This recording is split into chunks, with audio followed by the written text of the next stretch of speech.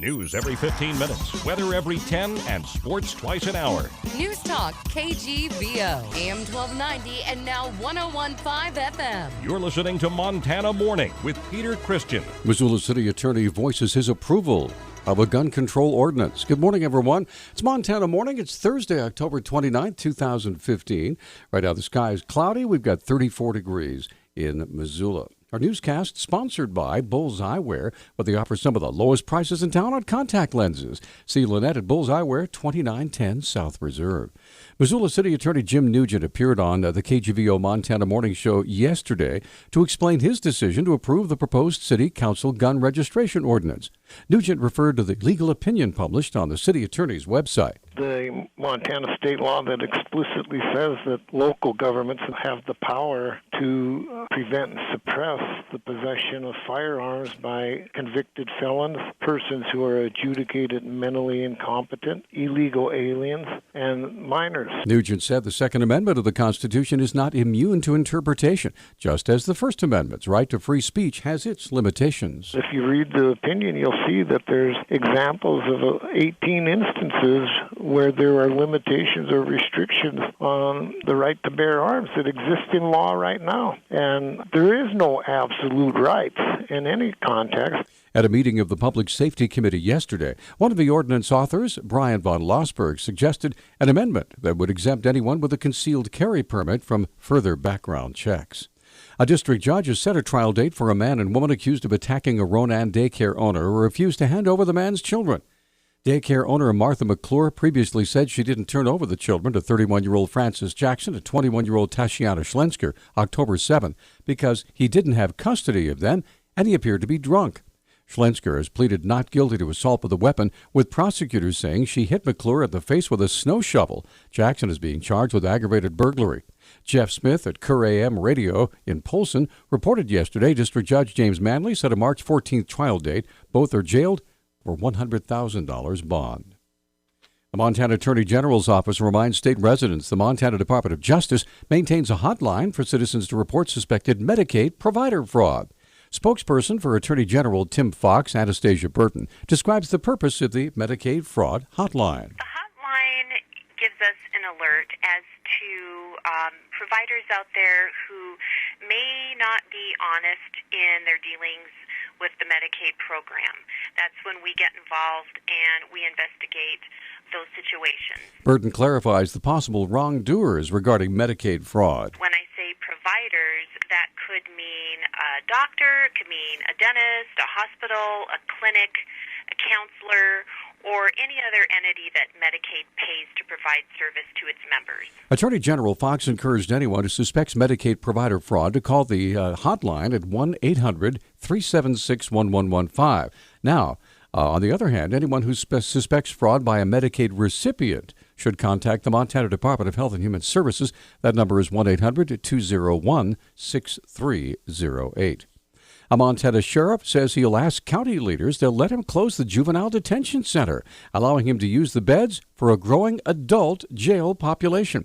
The Missoulian newspaper reports Flathead County Sheriff Chuck Curry said he can't send inmates to other local jails because they are also full. Curry's plan would have Flathead pay Missoula County to house juveniles in its facility. It would move adult female inmates into the 12-bed juvenile facility in Kalispell, freeing up space in the Flathead Detention Center. The sheriff says the juvenile facility has an average daily population of 4, while Flathead County has had 119 adults incarcerated twice in just the past few weeks. That's 32 more people than there are beds. Curry says his plan would only be a short-term solution.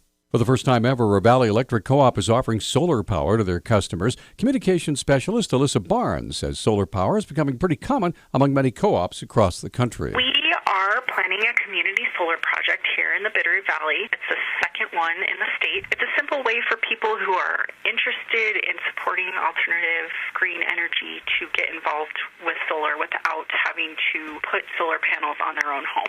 Barnes says the co-op will be putting in 88 panels in the Bitterroot, where customers can then purchase one of those panels for $750. She adds that whatever their portion that the solar rays generate over the course of a year will receive credit on their power bill. We anticipate that it'll be about 350 kilowatt hours per year, which is It's a small portion of most people's overall energy usage.